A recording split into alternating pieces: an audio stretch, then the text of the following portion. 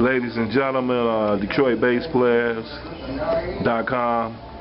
I have in the house with me right now one of my old dear friends from way back in the day. What 2 years ago, way back in the day. I got my friend, solo artist, Chandra Calloway. Tonight, however, she's playing at in the Detroit Blues Festival, or is it called the Motor City Blues Festival? She's singing tonight. Background though, she's not doing her own solo work. She's singing background tonight with the legendary blues sensation, Mr. Mel Waiters. How you doing, Shandra? Doing good, Ivan. How have you been doing, and all of your bass playing friends? We doing fine out here in Detroit. Yeah. So you coming to entertain us tonight here at the Detroit Opera House? Yes. Y'all gonna be singing some good stuff for us? Oh yeah, we're gonna be singing, stepping, entertaining, just kind of touching those heartstrings. We want to do it all tonight. So if you have a ticket, thank God that you have a ticket, and if you don't, hurry to the door because you're gonna miss the show if you don't get one. So Chandra. Yes. How long have you been singing, if you don't mind me asking? Oh, not at all. I've been singing, wow, since I was maybe 5. You know, we all started in church, and you know, you kind of know you have something when you hear one of the greats, like the late great Whitney Houston, singing on television, and then you try to mimic what she does, and you go, that's what I did anyway. I was like, hey, I think I can do that. I kind of sound a little bit like what she's doing. And so I kind of wanted to share it with other people. That's the only reason I started singing in front of people, because of Whitney Houston. Because I was pretty shy before then, before that phenom came to grace us.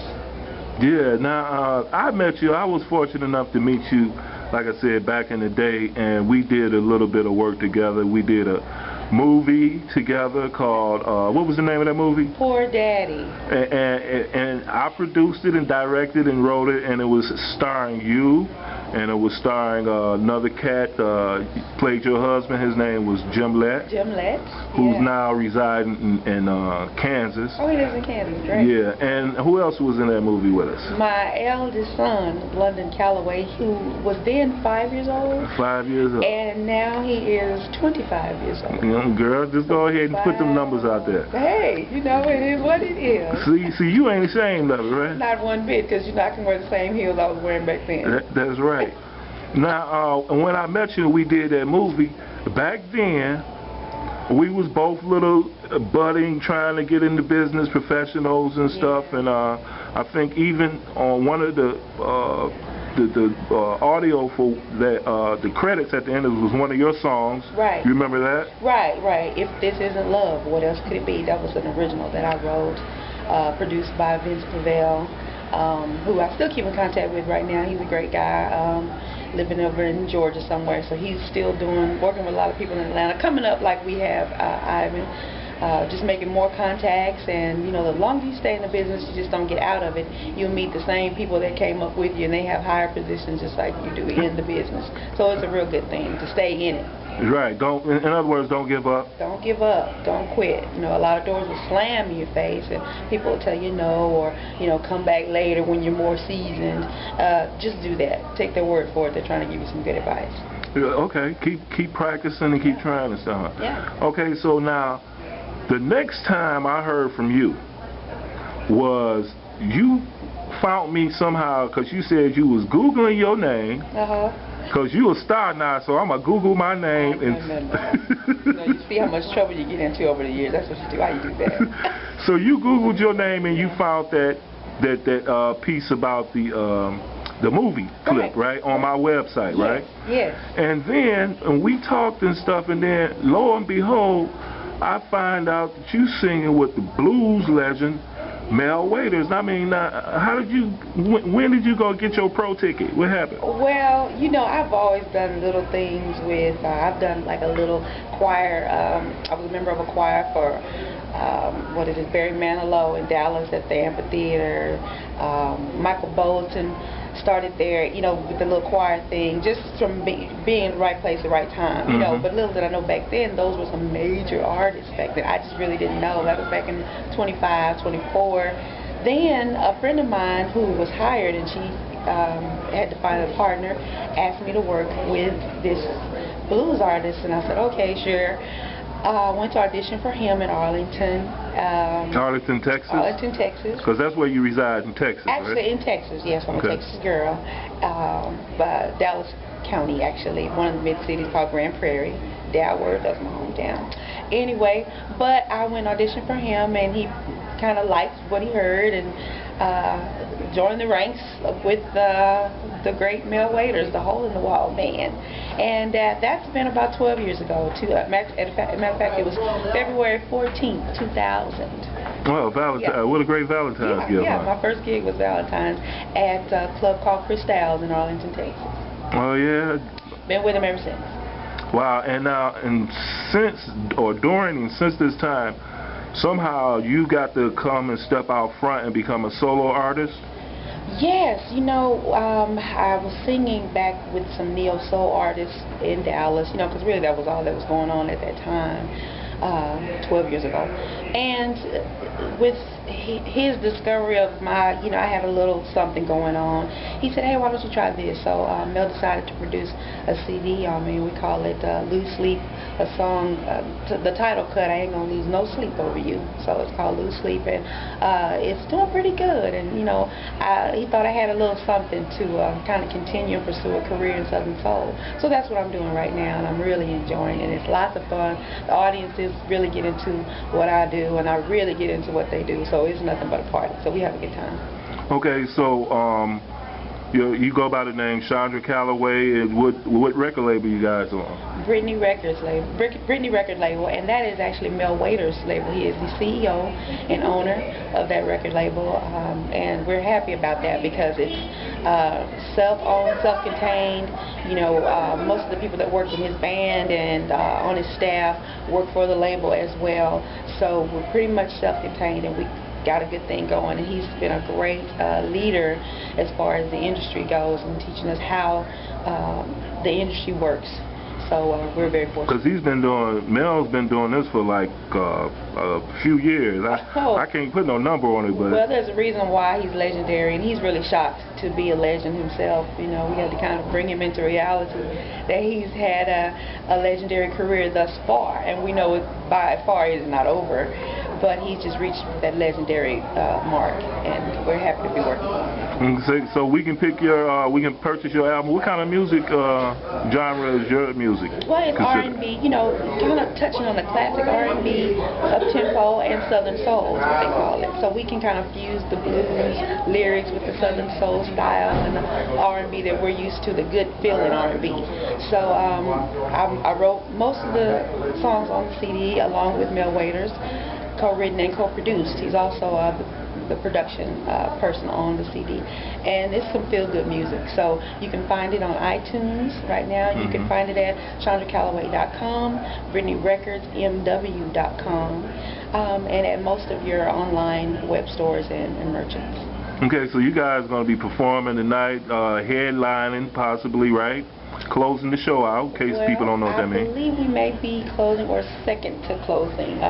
The great Bobby Bland may be closing this evening. Bobby Blue Bland is going to be here. Bland, that's right. One of the questions I had: how many pieces you guys do? Hopefully, I get to see you guys perform tonight. Hint, hint. Yeah, you may. Can I come and check you out? Ivan, of course, you know there's always seat. I'm talking about backstage. Oh, well, I don't know about that. Don't put me on the spot. Don't do that. Don't do that. That's so, how many pieces? How many pieces in the band, and how many vocalists? What's going on? Well, actually, there are, with the lead vocalist, of course, being Mel Waiters. He has two background singers. And that's you? And that's myself and a young lady by the name of Miss Britney Yates. And then we have now we have a musician here, so he's one of the experts as far as the band. Right. He can go into telling you. Tony Malpia, our ace bass player. Right. So you playing on Chandra's cuts too, man? Well, I haven't really started playing on it. At least working on that. I've mostly been doing basically the material right now, but I'm working on her future stuff that she's got coming out. Okay. So what kind of band y'all got tonight? What y'all gonna be doing for us? We're gonna be doing a lot for you tonight. It's just a silent show. you really have just to be there just to see it, you know. But he's going to lay it down. Mel is just phenomenal. And you got who are some of the other musicians in the band? We have 2 keyboard players, a guy named Kevin Terry, and we have Danny Peterson on drums. Saxophone, we have we have a new guy named Chris on keyboard as well.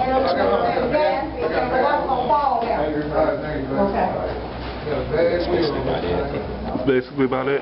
No, we have Patrick. Okay. He's a new arrival on guitar, Patrick Williams. Okay, no relation to me. But so right now I got one of the vocalists and one of the musicians for the legendary. Is it any way possible that I can get an interview with the legendary Mr. Mel Waiters himself?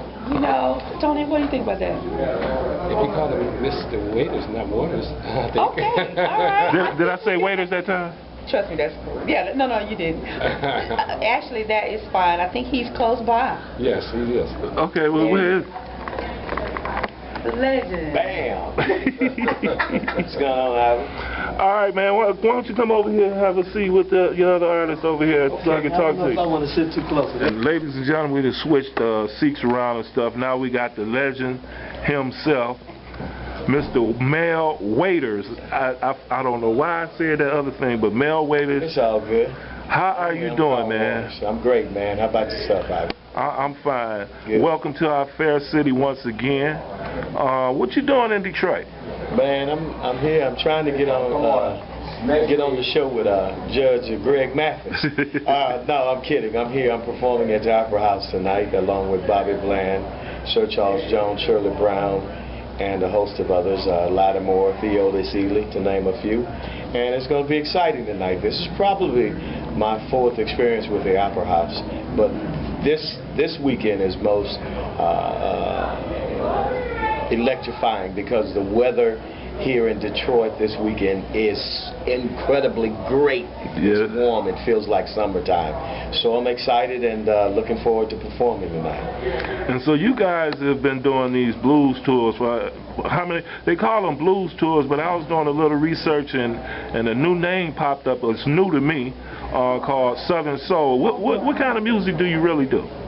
Mine is I do soul music with a taste.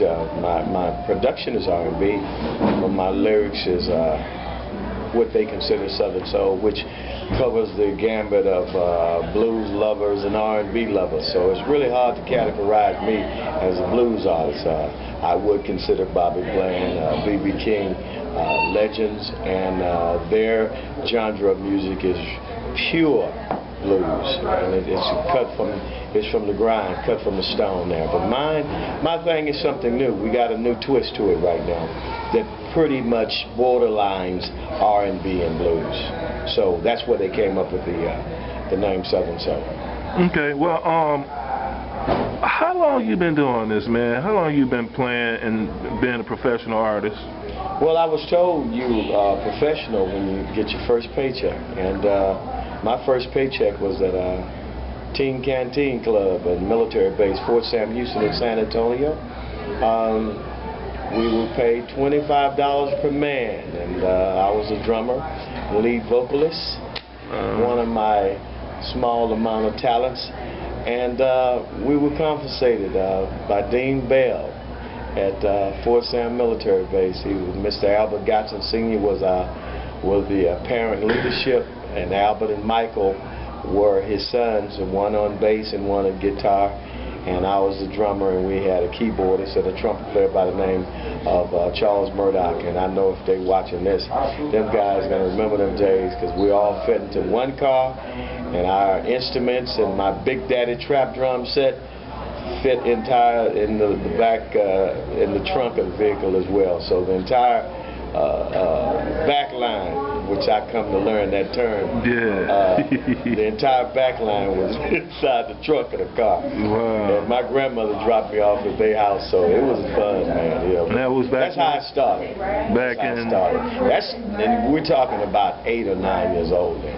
So wow, it's been a long time, you know. And you started the solo career, solo artist after that?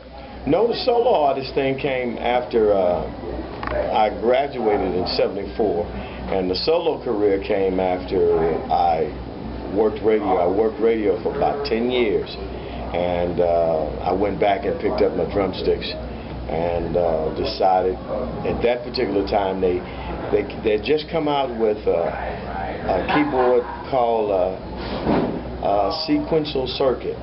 And I put one in the layaway. I don't know if anybody remember that term out there, but I put mine in the layaway. I was in there for about 6 or 7 months. I finally got it out, and it had a sequence on it. I was working radio and living in Beaumont, Texas, and I began fiddling with that keyboard with the sequence on it, and began to, you know, get familiar with it and learn how to put tracks together. And from that standpoint on, I got back into the music thing, and then created a song, I guess in I landed a job playing live again at a military base, using the sequences along with some other musicians in Fort Sam. I went for 1 weekend, and it ended up working about 7 or 8 years. And over those years, I kind of saved my money and bought me some recording equipment, and come up with a track that I wrote for a guy by the name of Buddy Ace. And I presented it to Buddy, and Buddy presented it to Leon Haywood, and Leon thought he didn't really like the digital drums. He's more of a real authentic guy, so he wanted acoustic drums on there. But before we could get around to getting this project together and me presenting it to Leon to where he might like it, and Buddy recording it, Buddy passed away that December in Waco, Texas. And I kept the song, and in the process of me keeping the song, I began to shop the song. And I took it to a guy by the name of David Perkins in Baton Rouge, Louisiana. And David presented it to the world late great renowned E. Rodney Jones from Chicago. And we took it to him, and E. Rodney took a listen to it, and if anyone knows E. Rodney's voice, E. Rodney said, "Well, it sounds like you've got something here. I think it's going to be a hit." So E. Rodney put it on and began playing it in Baton Rouge, and they began to ship it and press it, and we were licking stamps and envelopes and moved about, I'd say, a number of pieces. And it became an exciting record for me in the South, in that vicinity of Mississippi, Louisiana, Alabama, Texas, and some parts of Georgia. The record made some noise and got some notoriety. Later on, I cut a song that I rode around with about for a year called "Got My Whiskey." I finished that project, which I entitled "Woman in Need." And I met Tommy Couch Jr. at Jackson Music Award one year, and he asked me to come by. I came by.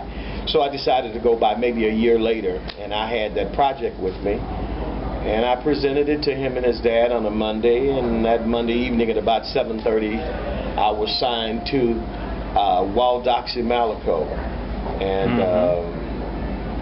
they put the project out.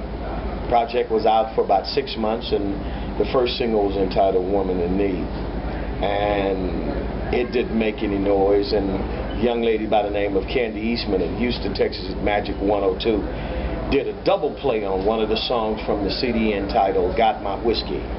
And after she played "Got My Whiskey" a couple of times that afternoon, my life changed. And "Got My Whiskey" made so much noise on that major Clear Channel station to where it perpetuated me to another whole level. And Hole in the Wall preceded "Got My Whiskey." And from that standpoint on, I was with Malaco for 13 years, and I'm independent now. I had 13 great years with them, but I'm a big boy now. I had a chance to really learn the ins and outs and learn how to save my pecans and my money and put it some in the shoebox and make it really happen. So right now I'm blessed to be in the thick of everything right now. So many of our great leaders have went on, such as Johnny Taylor, Tyrone, Little Milton, Marvin Cease, just to name a few. These guys are gone, and it's left myself, Sir Charles Jones, Willie Clayton, Floyd Taylor, son of Johnny Taylor, Theotis, and other few guys around. We still blessed to have the legendary Bobby Blue Bland, which is performing with us tonight at the Opera House. We still got Millie and a few other people, but the steam and the core of the guys that really had the finesse, the tact, and the gold records around the wall are gone. The Johnnies and the Tyrones. Okay, so the record label that you perform on now is what? Independently owned. It's mine. I'm CEO. It's called Britney Records, which I named after my great daughter. And we're doing good. This is the second project on the label. The first project was entitled Say What's on Your Mind.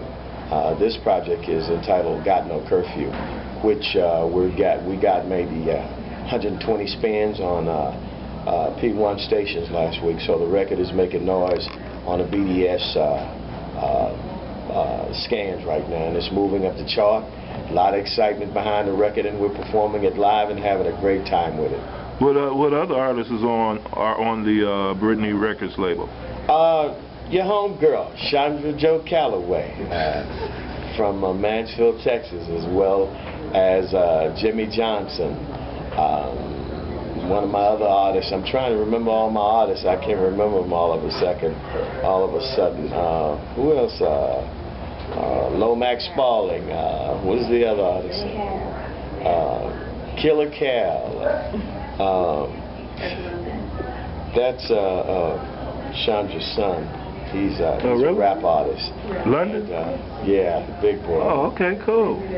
So we're moving up. We got a lot of excitement. We're going into production. We've been out here about 7 or 8 weeks now. We're going into production next week on some projects, you know, from some people that's been in the business for quite a while right now. I'm looking to really do some work. I'm gonna try and convince Shirley Jones from the Jones Girls, and we got to finish Chandra's project, and I'm going to convince Melissa Morgan. I'm going to see if Melissa would let us do something on this. And we're going to go back in and put it together the old Gamble and Huff style. We're going to use live bass players like my bass player over there, Tony Malvia. Right, we just did that. And just go back and put all the real string vibes like Tom Bell and all of them did back in the day with the spinners, because I grew up listening to these guys, Holland and Dozier, you know, and McFadden and Whitehead, all these great writers, you know,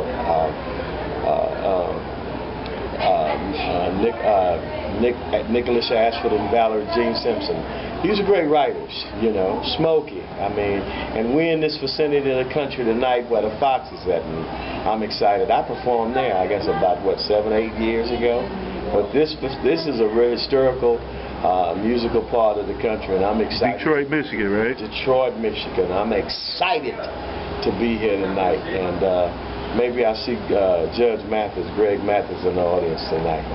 Okay, let me ask you, is this music blues or soul, southern soul? Is it a dying music? Are we training others to keep this going? Or what's going on with it? I don't know if I asked that right, but well, yeah, you asked it right. It's a new genre. It's a new style. It's really the rebirth of R&B, and a slick way of calling it something else, you know. But it's really R&B. You know, the way it's being vamped and rebirthed right now. So we keeping the art alive, the bluesy style. It's not going by the wayside. Like, you know, you got some young cats coming up doing this type of material as well. Right. Oh yeah, tons of guys out there, you know, that's doing this genre, and man, it's a pile of them. I can't really call all the names right now. But the music will stay alive. It will stay alive, because the fan base, as I learned, as we go from state to state, the fan base is incredibly huge, and they are excited and enjoying the new upcoming artists. So there's no way it can die, because it's a great style of music, and it's got a lot of new energy to it, you know, and I think the kids are doing a good job of working at it right now.